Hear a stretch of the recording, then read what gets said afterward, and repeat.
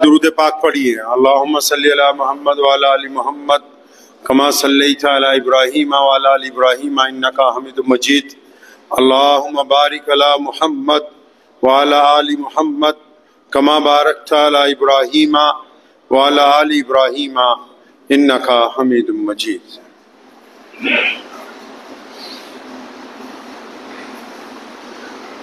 ہزار جدت ترازیوں کے مزاج بدلا کرے زمانہ، مگر یقین رہے گا عامر مزاج باطل وہی پرانا. ہماری ذلت کی انتہا کیا، ہماری غفلت کا کیا ٹھکانہ. گناہ تو پھر گناہ ٹھہرے، عبادتیں بھی مجرمانہ. اللہ تعالیٰ کے پیارے نبی حضرت محمد رسول اللہ صلی اللہ تعالیٰ علیہ وسلم کی جو ذات گرامی ہے، انہوں نے کائنات میں سب سے بہتر انداز میں اللہ کی مخلوق کو جینے کا ڈھنگ سکھایا ہے. بہت سارے لوگ یہ سمجھتے ہیں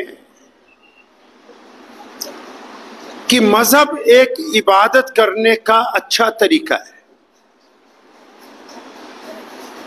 لیکن ہمارے نبی حضرت محمد رسول اللہ صلی اللہ علیہ وسلم کے احکامات میں یہ بات واضح طور پر بتائی گئی کہ مذہب عبادت کا نہیں، زندگی گزارنے کا سب سے بہتر طریقہ ہے. اب اس زندگی کے گزارنے میں عبادت بھی ہے، ریاضت بھی ہے، کاروبار بھی ہے، معاشرتی زندگی بھی ہے، اقتصادی زندگی بھی ہے، تعلیمی زندگی بھی ہے، سماجی زندگی بھی ہے. تو اس میں تمام چیزیں حضور نبی علیہ الصلوۃ والسلام نے بڑے خوبصورت انداز میں تمام پہلوؤں پر روشنی ڈالی. روایتوں میں آتا ہے کہ ایک بستی پر اللہ حکم دیتے ہیں فرشتوں کو کہ عذاب نازل کرو. اب فرشتے جب اس بستی پہ اللہ کے حکم کی تکمیل کے لیے جاتے ہیں تو وہ دیکھتے ہیں کہ بھائی یہاں تو بڑے بڑے مولوی، بڑے بڑے شیخ الحدیث، بڑے بڑے مفسر، محدث، بہت نیک دل لوگ، بڑے بڑے کاروباری، نمازی، دیانتدار، ایماندار، بڑی باپردہ عورتیں، متقی، پرہیزگار، گلی گلی میں مسجدیں، ہر جگہ ایک دوسرے کے ساتھ ذکر اور اذکار کی محفلیں لگی ہوئی ہیں، نعتیں پڑھ رہے ہیں، بھوکوں کو کھانا کھلا رہے ہیں، تعلقات بڑے اچھے ہیں، بولتے بڑا میٹھا ہے. تو فرشتوں کے ذہن میں یہ بات آئی کہ بھی اس بستی میں تو بہت اللہ والے ہیں، جو دنیاوی لحاظ میں وہ بھی اللہ کے قریب ہیں، انہوں نے بھی گھر میں نماز کے کمرے بنائے ہوئے ہیں، دیندار تو ہیں ہی. تو انہوں نے واپس ریپلائی کی اللہ تعالیٰ کو کہ اللہ یہ جس بستی پر آپ حکم دے رہے ہیں نا عذاب نازل کرنے کے لیے، یا اللہ اس میں تو آپ کے بہت سے مقرب بندے بھی رہتے ہیں. اب مقرب بندہ ضروری تو نہیں کہ بس وہ شکل صورت والا ہی ہو، کوئی بھی ہو سکتا ہے. تو انہوں نے اللہ تعالیٰ کو کہا یا اللہ یہاں تو بہت بڑھیا بڑھیا لوگ بھی تہجد بھی پڑھ رہے، اشراق کی نماز بھی پڑھ رہے ہیں، تو یہاں تو بڑے زبردست لوگ ہیں. تو اس لیے تھوڑا حکم میں ریویو کر لیا جائے کہ بھی یہی وہ بستی ہے جس کے اوپر عذاب نازل کرنے کا حکم دیا، کیا یہی وہ بستی ہے جس کو پلٹنے کا حکم دے دیا گیا. اللہ تعالیٰ کی طرف سے واپس رپلائی آتی ہے کہ ہاں ہاں یہی ہے، اور یہی ہیں وہ سارے بدبخت، یہی ہیں وہ سب بدماش. یا اللہ کیا ہوا، یہ تو نمازی ہیں، متقی ہیں، پرہیزگار ہیں. اللہ کہتا ہے ٹھیک ہے، نمازی ہیں، متقی ہیں، پرہیزگار ہیں، لیکن جب میرے بندے پر، میرے کسی مظلوم پر، میری جو مخلوق بنائی ہوئی ہے ان پر کسی پہ مصیبت آتی ہے، دکھ آتا ہے، پریشانی آتی ہے، ظالم ان پر مسلط ہوتا ہے، کوئی چیختا ہے، کوئی روتا ہے، تو یہ بدبخت اپنے سجدے چھوڑ کے اس مظلوم کی مدد کرنے نہیں جاتے ہیں. اس لیے یہ بھی ان لوگوں میں شامل ہیں جو ظلم کرنے والے ہیں، اس لیے ان کو ظالموں کے ساتھ ہی لپیٹ کے جہنم کے اندر ڈال دو. ان کو دو چیزیں ہیں اسلام میں، ایک ہے امر بالمعروف، یعنی لوگوں کو نیکی کی طرف بلاؤ، دوسرا ہے نہی عن المنکر، کہ جو بدماشی کرتے ہو، گنڈا گردی کرتے ہو،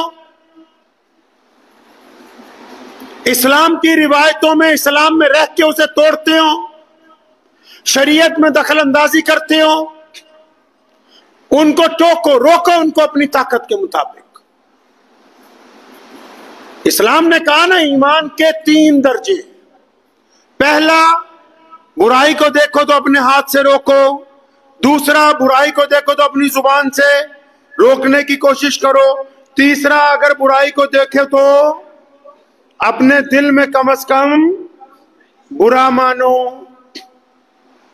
اب ہمارے طول و عرض کے اندر جو لوگ دیندار طبقہ بن گیا، ہو سکتا ہے کہ بہت سارے لوگوں کو یہ بات بری لگ جائے، لیکن جو دیندار طبقہ بن گیا اس نے پچھلے 75 سال میں محمد الرسول اللہ صلی اللہ علیہ وسلم کے ان احکامات کی کھلی خلاف ورزی یہ کی ہے کہ وہ صبح شام یہ تو کہہ رہے ہیں کہ آؤ نماز پڑھیں، آؤ روزہ رکھیں، آؤ زکوٰۃ دیں، آؤ سچ بولیں، آؤ محبت بانٹیں، آؤ مل کے کھانا کھائیں، آؤ دوسروں کی مدد کریں. لیکن جب کوئی کسی پر ظلم کرتا ہے تو ان کی زبان چپ ہو جاتی ہے، لیکن جب کوئی روتا ہے تو اس کے آنسو پوچھنے نہیں جاتے. لیکن جب انہی میں سے کوئی گنڈا اپنے بیٹے کی شادی میں ڈھول بجواتا ہے تو یہ بھی وہاں چپ کر کے ایک طرف بریانی کھاتے ہیں. ان کے معاشرے کا کوئی پردھان، ان کی مسجد کا کوئی ذمہ دار جب اپنے بچوں کی شادی میں مخلوط کھانا کھلاتا ہے تو یہ اس کو ٹوکتے نہیں ہیں. انہی کے معاشرے کے لوگ جو داڑھی منڈواتے، جو باہر شراب پیتے، وہ مسجد میں آ کے شورا کے ممبر بنتے ہیں تو یہ ان کو ٹوکتے نہیں ہیں، کیونکہ یہ لوگوں کو ملائی بانٹ کر کے اپنی رضامندی چاہتے ہیں، ناراضگی مول لے کے اللہ کی رضامندی نہیں چاہتے. یہ کس طرح ہو سکتا ہے؟ امر بالمعروف نہی عن المنکر. اسلام کی گاڑی کے 2 فرنٹ پہیے، یہ ممکن ہے کہ ایک پہیہ لگا دیا جائے اور دوسرا نکال دیں اور گاڑی تیز رفتار کیا، وہ چلے گی نہیں اپنی جگہ سے، اس کا کھڑا رہنا مشکل ہو جائے گا. یہ تو سوچ ہی نہیں سکتے کہ یہ گاڑی آگے چلنے والی ہے. ارے جو مخلوق کی رضامندی ڈھونڈ رہے ہیں، اللہ کو ناراض کر رہے ہیں. اچھے لوگ عمل میں اور نیت میں فرق آ گیا. کسی دکاندار کے پاس چلے جائیں اچھے، اگر کوئی غریب سامان خریدنے آئے گا، وہ بولے گا جناب یہ چاہیے، تو کپڑے کا مثال کے طور پہ کوئی دکان ہے، وہ ایک چیز اس کے سامنے کھول کے رکھے گا، وہ کہے گا کچھ اور دکھاؤ، دوسری رکھے گا، وہ کہے گا کچھ اور دکھاؤ، کہے گا بھیا لینا ہے لو، نہیں لینا تو جاؤ. اب اسی دکاندار کے پاس کوئی رئیس زادہ آ جائے، وہ اگر 10,000 چیزیں بھی کھلوا لے گا تو یہ اس کے سامنے چوں نہیں کرتا. تو اس کا مطلب یہ دوگلا بندہ ہے، اس کے اندر منافقت بھری ہوئی ہے، یہ بندے کی حیثیت دیکھ کے اس کے ساتھ معاملہ کرتا ہے. دیندار طبقوں میں بھی یہی ہے. ہو سکتا ہے کہ بہت سارے لوگوں کو پھر یہ بات نہ اچھی لگے. اب دیندار طبقوں میں بھی اگر جب دسترخوان پہ بیٹھتے ہیں تو بڑے مولانا صاحب کو، پیر صاحب کو، پردھان جی کو یہ فکر ہے کہ بھائی جو خاص کے چودھری ہیں وہ آ جائیں، کوئی غریب اگر ان کے ساتھ بیٹھ جائے گا، اس کو بولے ذرا تو اٹھ جا، یہاں فلاں چودھری صاحب کو بٹھانا ہے۔ محمد الرسول اللہ صلی اللہ علیہ وسلم بیٹھے ہوئے ہیں، کفار مکہ ہے، صحابہ بیٹھے، غریب صحابہ بیٹھے، مسکین صحابہ بیٹھے، اور انہوں نے کفار مکہ نے آگے بیٹھنا شروع کیا، اور جب ان صحابہ کو پیچھے ہٹنا تھا اللہ نے جبرائیل کو بھیج دیا، اے میرے پیارے محبوب ان چودھریوں کو مت دیکھو، ان کی کوئی حیثیت نہیں ان کے مقابلے میں جو پہلے سے تمہاری مجلس کے اندر بیٹھے ہوئے ہیں۔ دیندار طبقہ اسلام کی بنیادی اصولوں سے کھلواڑ کر رہا ہے۔ یہ بات اب طے کون کرے گا کہ کس صف میں کون کھڑا ہوگا؟ محمد الرسول اللہ صلی اللہ علیہ وسلم بتا چکے، جو پہلے آئے گا وہ پہلے کھڑا ہوگا، جو بعد میں آئے گا وہ پیچھے کھڑا ہوگا۔ اللہ تبارک و تعالیٰ نے شریعت میں اسلام کے ماننے والوں پر یہ پابندی لگا دی کہ جب تم لوگوں کو نیکی کی طرف بلاؤ گے تو ان کو گناہوں سے روکنا تمہاری ذمہ داری ہے۔ آج اگر کوئی باپ اپنے بیٹے کو اس لیے گناہ سے نہیں روکتا کہ میرا بیٹا مجھ سے ناراض ہو جائے گا تو باپ زیادہ گنہگار ہے۔ اگر آپ کی کسی سے دوستی ہے اور وہ بندہ غلط کام کرتا ہے، آپ بھی اسی کے ساتھ روزانہ پھرتے ہو اور اس کو گناہ سے نہیں روکتے تو آپ اس کے دوست نہیں ہیں، آپ جہنم کے ساتھی ہیں اس کے، آپ دوست نہیں ہیں اس کے۔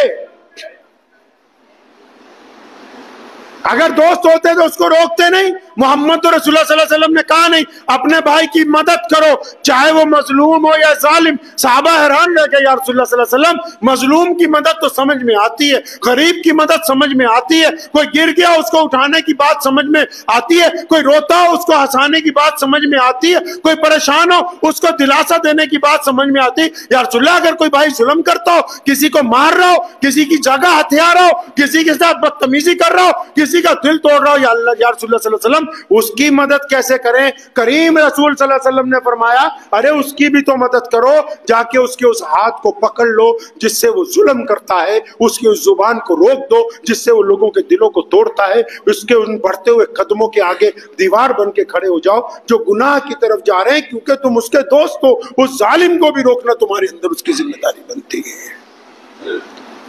چپ ہیں جیسے سانپ سونگھ گیا ان کو۔ دشمن کے مقابلے میں تو یہ کیا بولیں گے؟ شریعت میں جو لوگ گنڈا گردی کر رہے ہیں، جو لوگ مسجدوں میں مدارس میں مسلمانوں کے علاقے میں جو خود مسلمان جو کہتے ہیں کہ نعوذ باللہ ہم شریعت سے اوپر ہیں، ہم بتائیں گے کیا ہوگا۔ بھائی تم بتاؤ گے کیا ہوگا کہ محمد رسول اللہ صلی اللہ علیہ وسلم بتائیں گے کیا ہوگا؟ کل ابھی ہم لوگ گجرات میں تھے رات، تو وہاں میں نے اپنے مسلمان بھائیوں سے کہا وہ ایک بہت بڑی یونیورسٹی بنا رہے، اس کے لیے اجلاس بلایا گیا، تو میں نے کہا چندہ بھی تو محمد الرسول اللہ صلی اللہ علیہ وسلم کی سنت سے مانگو نا۔ رسول اللہ نے اعلان کیا کہ آؤ اللہ کے راستے میں تمہاری ضرورت ہے تو جو مالدار ہیں وہ مال لے کے آئیں، جو ٹیلنٹ والے ہیں وہ ٹیلنٹ لے کے آئیں، جو طاقت والے ہیں وہ طاقت لے کے آئیں، جو وقت والے ہیں وہ وقت لے کے آئیں، جو بصیرت والے ہیں وہ بصیرت لے کے آئیں۔ صرف پیسہ نہیں چاہیے، دنیا میں بسنے والے تمام اہل اسلام میں جو خوبی ہے ان تمام خوبیوں کی آپ کو ضرورت ہے۔ جب تمام خوبیاں اکٹھی ہوں گی تب آپ ایک بڑی یونیورسٹی کی تعمیر کرنے کے قابل ہو جائیں گے۔ دین کو پہچاننا ہے اس روش سے جو محمد الرسول اللہ نے عطا کی۔ ہم پہلے اپنے آپ کو کیوں نہیں ٹٹولتے؟ آپ کے دل میں اگر یہ بات آتی ہے نا، بار بار کہتے ہیں کہ دل اور نیت کی، دل اور معاملات کی، دل اور عادتوں کی منافقت کو بدل لو مسلمانوں۔ اللہ عمارت کو نہیں دیکھتے، اللہ پگڑیوں کو داڑھیوں کو نہیں دیکھتے، اللہ بٹنے والے پیسوں کو نہیں دیکھتے۔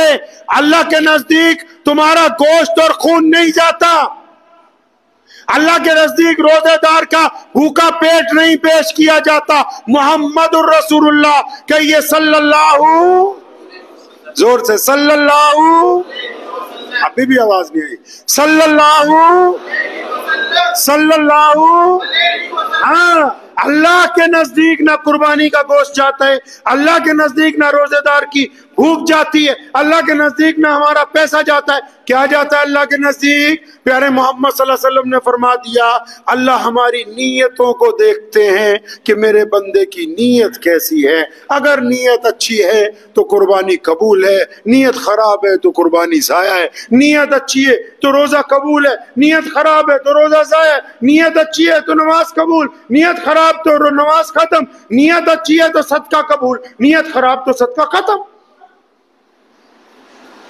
تو یہ جو مزاج میں دوگلا پن ہے، جو منافقت ہے مزاج کے اندر، اندازہ لگائیے. ابھی میں صبح ہی آج ایک واقعہ پڑھ رہا تھا تو ایک بزرگ تھے تو وہ جا رہے تھے تو پاس سے ایک عورت گزری جو کاروبار کرتی تھی، تو انہوں نے اس کی اصلاح کے لیے کہا کہ اس کام کو چھوڑ دو. تو اس عورت نے آگے سے کیا کیا، اس نے ترش جواب دیا. کہنے لگی جو میرا کام ہے وہ تو میری شکل صورت سے نظر آ رہا ہے، تو کیا جو تمہاری حقیقت ہے وہ تمہاری شکل صورت سے میل کھاتی ہے؟ جو آپ کی حقیقت ہے وہ آپ کی شکل صورت سے میل کھاتی ہے؟ شکل سے تو آپ اچھے لگتے ہیں لیکن اندر برادری واد کی غیبت بھری ہوئی ہے.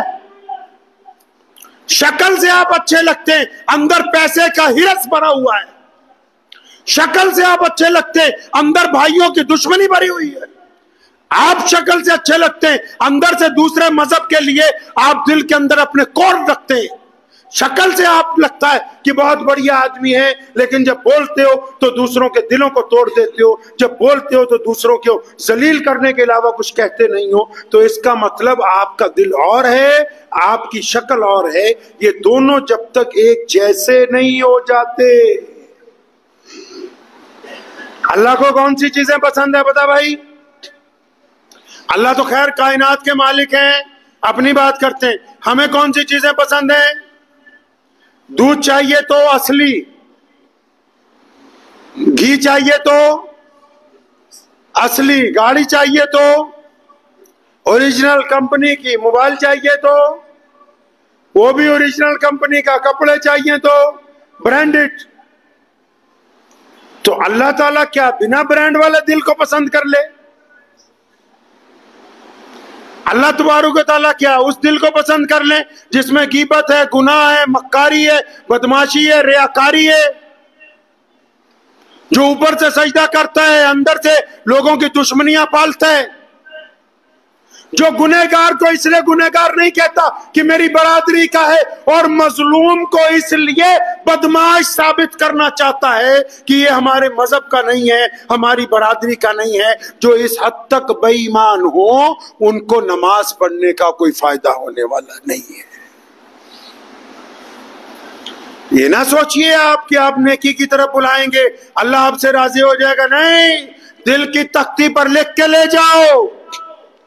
اگر آپ اپنوں کو گناہوں سے نہیں ٹوکتے، اگر آپ ہمت رکھنے کے باوجود گناہ کے سامنے دیوار بن کر نہیں کھڑے ہوتے، اگر آپ روتے ہوئے کے آنسو نہیں پہنچتے، اگر آپ ظالم کے پنجے میں پنجہ نہیں پھنساتے کہ رک جا میں موجود ہوں یہاں، محمد رسول اللہ صلی اللہ علیہ وسلم کا غلام ہوں، تو پھر یہ ضمیر مردہ ہے. مردہ لوگ اگر چلتے پھرتے بھی رہیں تو اللہ کے نزدیک وہ زندہ لوگوں کے اندر شامل ہونے والے نہیں ہیں. تو زندہ لاش ہے نا وجود. 6 من کی لاش اٹھائے پھر رہا. کوئی نہیں کیا کبھی دھیان سے. آپ گاؤں میں جائیے، گاؤں میں آپ کو سب سے زیادہ تعداد کن کی ملے گی پتہ ہے؟ بچوں کی. گاؤں میں جائیے کبھی، محلے میں جوانوں سے، کیونکہ ہر ایک جوان مرد عورت بڑھاپے تک نہیں پہنچتے. اور یہاں انہوں نے لمبی لمبی امیدیں لگا رکھی کہ منافقت بھی چھوڑیں. پتہ ہے، یہ بات چھوڑ دیجئے آپ کہ آپ کو پتہ نہیں ہے. اتنا نادان کوئی نہیں ہے کہ اس کو پتہ نہ ہو. پتہ سب کو ہے کہ ہم کہاں کہاں منافقت کر رہے ہیں، لیکن اپنی ضد پر اڑے ہوئے ہیں. ہر دھرمی کے اوپر اڑے ہوئے ہیں. برادری واد نے ہمیں روک رکھا ہے. ہم نے جھوٹا یہ کہہ رکھا ہے کہ ہم تو کٹر ہیں اپنے مذہب میں. تسلی دینے کے لیے اپنے آپ کو 10 باتیں بنا رکھی. اگر ہم اللہ اور اس کے رسول کے احکامات کی پیروی کرتے ہیں، اللہ اور اس کے رسول صلی اللہ علیہ وسلم کے احکامات کی اگر ہم پیروی کریں گے تو ہمارے مزاج میں سے انا ختم ہو جائے گی. بہت سارے لوگ مجھے ان دنوں میں ملے تو بہت سارے لوگوں نے کہا اجی دعا کریو پردھانگی کے الیکشن آ رہے ہم پردھان بن جائیں. بن سکتے ہیں بھائی، اگر آپ دوگلا پن چھوڑ دیں گے، اگر آپ بے ایمانی سے کام نہیں لیں گے، اگر آپ ادھر سے سن کے ادھر گالی نہیں دیں گے. قرآن نے کہا نا کہ اگر کوئی تمہارے پاس خبر لے کے آئے تو اس کی خبر سن کے کسی پہ حملہ نہیں کرنا، پہلے خبر لانے والے کی تصدیق کرو کہ یہ جو مجھے چگلی کر رہا ہے اس کا کردار کیسا ہے، یہ معاشرے میں کیسا ہے. سارا محلہ کہتا ہے کہ بے ایمان ہے، بدمعاش ہے، شرابی ہے، اور وہ تمہارے کان میں آ کے کہتا ہے کہ تمہارا بھائی تمہارا دشمن ہے، اور تم اس بدمعاش کی بات سن کے اپنے بھائی کو لڑنا چاہتے ہو. پہلے یہ تو دیکھو جو تمہیں خبر پہنچانے والا ہے اس کا کردار کیسا ہے. ہولے نہیں بنیے. آپ کے پاس محمد ہے تو اگر ہمارے کپڑے پاک ہیں تو نیت پاک ہونی چاہیے کہ نہیں ہونی چاہیے بھائی؟ یہ جو جھوٹی انا میں ہم پھنسے ہوئے ہیں، جس انا کی وجہ سے ہم منافقت کا ڈھوگ رچ رہے ہیں ایک دوسرے کے سامنے، کل قیامت والے دن کوئی کسی کا ساتھ دینے والا نہیں ملے گا. تو اس لیے اللہ اور اس کے رسول صلی اللہ علیہ وسلم کی محبت کو فوقیت دیجیے. دیں گے انشاءاللہ اللہ اور اس کے رسول صلی اللہ علیہ وسلم کی محبت کو. والد صاحب رحمۃ اللہ علیہ شیخ الاسلام مولانا حبیب الرحمان ثانی لدھیانوی رحمۃ اللہ علیہ، اگر کسی نے شادی میں بلایا، اگر وہ گئے، اگر کھانا مخلوط ہے، ڈی جے بج رہا ہے تو دروازے سے واپس. اب اگر مولوی یہی سوچتا رہے کہ چودھری ناراض ہو جائے گا، چندہ نہیں دے گا، اس کا چندہ بھی جہنم میں جانے والا ہے اور یہ تمہیں اپنے ساتھ بھی پکڑ کے وہیں لے جائے گا، کیونکہ جو اللہ اور اس کے رسول کی ناراضگی مول لے رہے ہیں ان کی ہوئی مدد کسی کام میں آنے والی نہیں ہے. آپ کو تو یہ دیکھنا ہے، بہت سارے شوہر ہیں جو چاہتے ہیں دین پر چلیں اور بیوی اور اولاد اڑی ہوئی ہے. نہیں، ہم نے تو باجا بجانا ہے، ہر حالت میں بجے گا. بہت سارے یار دوست ہیں وہ چاہتے ہیں کہ ان میں سے کچھ نیکی کے راستے پر چلیں، کچھ زبردستی کر رہے ہیں تو ان کے سامنے آڑ ہی نہیں رہے کہ اچھا یہ ناراض نہ ہو جائے. ارے بھائی یہ ناراض اگر ہوگا 10 دن بعد تم منا لو گے. اللہ اور اس کے رسول صلی اللہ علیہ وسلم کی ناراضگی اگر مول لے لی تو قیامت والے دن کوئی آپ کا سہارا دینے والا نہیں موجود ہوگا. سب سے پہلے تو اپنے مزاج کو درست کر لینا چاہیے. اپنے مزاج کو ہمیں جو ہے سب سے زیادہ نقصان پچھلے 75 سال میں وہ اس دین نے پہنچایا جو نعوذ باللہ حضور صلی اللہ علیہ وسلم کی جگہ ہم نے خود اپنی مسجدوں میں ڈیولپ کیا ہے. ہم نے خود طے کیا یہ پنکھا کتنی دیر چلے گا، ہم نے طے کیا کہ اے سی کتنی دیر چلے گا، ہم نے طے کیا کتنے بجے تالا لگائیں گے، ہم نے طے کیا کتنے بجے کھولیں گے، ہم نے طے کیا کہ نماز کس طرح ہوگی. لیکن تمام کاموں میں کبھی پیارے محمد علیہ السلام کو نہیں دیکھا کہ نبی علیہ السلام کی مسجد میں کیا ہوتا تھا، رسول اللہ صلی اللہ علیہ وسلم کیا کرتے تھے. وہ کنسیپٹ ہی نہیں، اس طرف سوچتے نہیں، جا ہی نہیں رہا اس طرف. بھائی نبی علیہ السلام کا دین ہے نا، مالک کون ہے دین کا؟ حضور صلی اللہ علیہ وسلم اس کے مالک ہے نا. تو مالکوں کے مطابق کام چلے گا کہ نوکروں کے متعلق چلے گا؟ بھائی نوکر کا تو کام ہے صرف مالک کی حکم کو پورا کرے، تو نوکر مالک بننے کی کوشش نہ کرے کبھی. اس کو چاہیے مالکوں کے مطابق، مالک کا گھر ہے مالک کے مطابق چلاؤ، مالک نے یہ جسم دیا ہے مالک کے مطابق چلاؤ. یہ جو نعرہ لگایا نا میرا جسم میری مرضی، تمہارا جسم نہیں ہے، یہ جسم اللہ کا ہے. اللہ نے امانت دی ہے، تبھی تو قیامت والے دن تمہاری زبان پر ٹیپ لگائیں گے، اور پھر یہ ہاتھ اور یہ پیر، یہ آنکھیں، یہ کان بول کے بتائیں گے کہ میرے اللہ، یہ جس کو تم نے مجھے دیا تھا، جس کے اندر میری روح بنا کے ڈالی تھی، یہ میرا استعمال کیسے کرتا رہا۔ پھر وہ جسم کے الگ الگ حصے جو ہیں اس کو بتایا کریں گے۔ تو اس لیے اپنے دل کے اندر سے منافقت ختم کرنی ہے، خود تلاشنا ہے۔ یہ چھوڑ دیجئے یہ جو ہم نے اپنے آپ کو بزرگ سمجھتے ہیں، جی ہم بہت اللہ والے ہیں، دین کے آئینے میں کھڑے ہو کے جب کبھی دیکھیں گے تب پتہ لگے گا کہ اللہ والے ہیں یا نہیں ہیں۔ اگر کسی کی زبان سے کسی کو تکلیف پہنچتی ہے وہ اللہ والا نہیں ہے، ہاں وہ کسی ظالم کے سامنے ڈٹ کے کھڑا ہے وہ اللہ والا ہے، غریب کو دیکھ کے جو منہ بناتا ہے وہ اللہ والا نہیں ہے، جو رئیسوں کے ساتھ جفیاں ڈالتا ہو، مظلوم کا دسترخوان سے اٹھنے کا انتظار کرتا ہو، وہ اللہ والا نہیں ہے، وہ منافق ہے۔ دیکھنے میں لگ رہا ہے کہ وہ اللہ والا ہے۔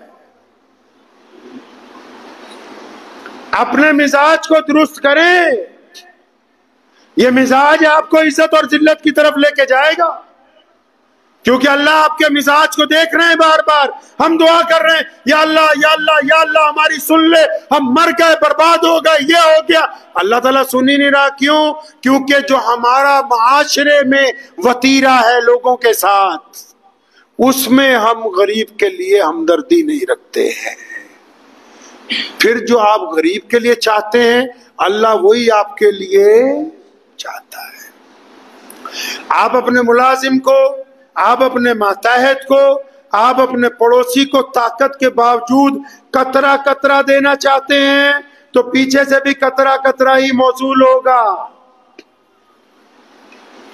آپ دل کھول کے بانٹنا چاہتے ہیں تو اللہ کی طرف سے بھی اسی انداز سے آپ کے پاس مدد آئے گی۔ یہ اب آپ نے طے کرنا ہے کہ آپ عزت بانٹنے والے ہیں یا ذلت بانٹنے والے۔ عزت بانٹو گے عزت ملے گی، محبت بانٹو گے محبت ملے گی، نفرت بانٹو گے نفرت ملے گی۔ محمد رسول اللہ صلی اللہ علیہ وسلم نے یہ باتیں طے کر دی ہیں، انہوں نے کہہ دیا ہے کہ اللہ دلوں کے حال کو جانتا ہے، اللہ کو منافقت پسند نہیں ہے۔